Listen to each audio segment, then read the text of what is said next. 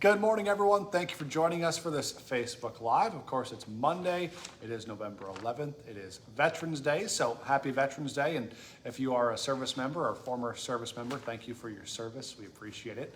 We'll get to the weather here in just a second, but first, of course, a reminder, you can find us live here on Facebook each and every day, Monday through Friday. We go live about 8 o'clock in the morning. You can watch it later on the day on your feed. It stays up there all day, stays up for like 30 days, I think. So find us whenever it's convenient for you. Also, look for us on your favorite podcast platform and our Inform YouTube channel as well.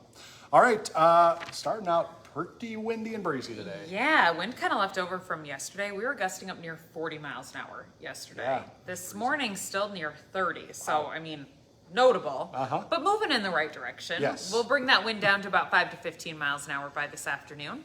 We'll also get rid of clouds today, so more sunshine in the second half of your Veterans Day and a high temperature close to 40. We'll go 42 here in Fargo, which is really close to average this time of year. So we're kind of on par for Veterans Day for a normal November day. Tomorrow we'll do the opposite. We'll increase the wind and increase the clouds as your day goes on. Gusting 30 to 40 again tomorrow, so a windy one tomorrow. I'm sure you're going to say about how the golf courses are closing. Yeah. So today, not bad.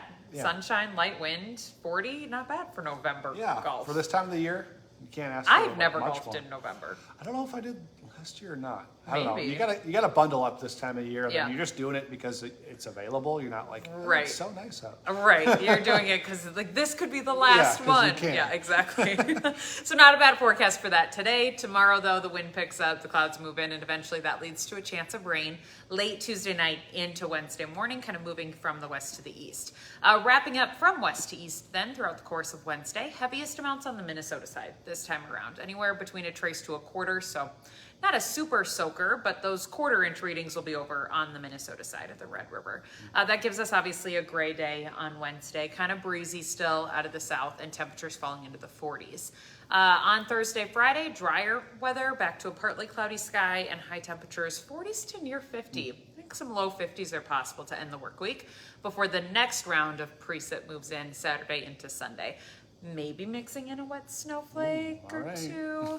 We'll see how temperatures play with the timing of that. Of course, if it happens overnight Saturday into early Sunday, temperatures hit their bottom point on Sunday morning.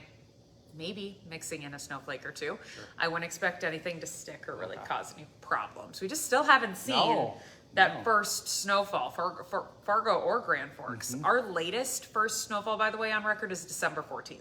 So we've got about a month to go until we're maybe looking at records. Yeah. Will it snow before December 14th? Probably. I mean, that's the latest Most on likely. record for a reason, but we'll keep an eye Never on know. it. No snow promises just yet. Temperatures at the end of the 10-day do fall into the upper 30s for your highs. So feeling a little bit chillier toward the end of the 10-day there, which, I mean, gets us to, it's the 11th today. So November 21st, like the end of November, basically. It's where it should be, kind of, for this time. Right. It makes sense. It's just hard to admit. Yeah, never want to let go. I know. I just still haven't gotten out my big winter coat or put away my patio didn't do furniture. Nope. Come on, Lydia. Oh, man. All right, we do some news headlines for you here this morning. First of all, a fire at a Fargo apartment complex. It happened a couple blocks north of Friendship Park on the north side of town. The call came in about 6:15 this morning. WDAY was on the scene. We spoke with the battalion chief there. He says the fire was in the first floor of the building. They could see flames coming through a window when they got there. There was also a dog inside at the time. Thankfully, they got the dog out, but it did bite two firefighters as they got it out of the building. Everyone else got out safely. The chief says the fire was put out quickly. It took about 15 minutes. We are still working to find out how the fire started and official damage estimates. Fargo police say they're investigating a shooting that left a person with serious injuries. It happened around 6:30 Sunday evening at an apartment on 10th Street South near St. Anthony's Catholic Church. When police got there, they found a victim with a life-threatening gunshot wound. Their name, the victim, has not been released yet. Police say while they haven't made any arrests, they do have a person detained for questioning. We are still working to learn what led up to the shooting and who was shot. So once we find that out, we'll pass that information along. A young driver could be facing charges after a crash in rural West Fargo. The investigators say that it might have involved alcohol. Cass County Sheriff's Office says the crash happened near 26th Street West and 40th Avenue West. First responders say they found a car that had rolled into a ditch. One person was outside the vehicle, another inside, breathing but unconscious. They're both juveniles. We're working to find out how badly they were hurt, but we do know they both had to be taken to the hospital. Investigators say they think the two had been drinking and driving, and they drove through a field and then rolled when they hit the roadway. A cyclist was hit by an SUV on one of Fargo's busiest streets. Police say it happened at the corner of 13th Avenue South and 43.5 Street, right across from Olive Garden. The car was turning right at a red light when it ran into the bicycle. The rider only suffered minor injuries, but they did go to the hospital. The driver was cited for failure to yield to a pedestrian. Soon, you're going to have more places to fill up your gas tank. The FM area could be getting 7 Kwik Trip gas stations. 2 were announced last fall. Shortly after that, 2 more were announced, along with one in Dilworth and Moorhead, and then the 4 in Fargo. And now another location is possible in Fargo. It would be at the site of the Old Village Family Service Center on 25th Street and 12th Avenue South.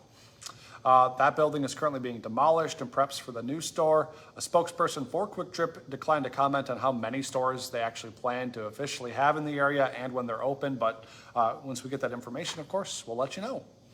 Like Lydia said, last day to golf here in the Metro. The Meadows Golf Course is closing for the season. That's in Moorhead. The last time you can get out is today. They close at dusk, so it was a good run. We had over 200 days of golfing here in the Metro, which is pretty great for our part of the country. So no complaints there, but officially that puts a wrap on the golf season. Some of those smaller cities and towns around the area might have their courses still open, but all the ones in the Metro are going to be done after today.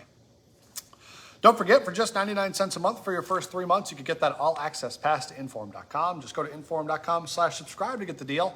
And be sure to join us the rest of the day for our newscasts as well. Our next one's at 11 this morning, then 4, 5, 6, 9, and 10.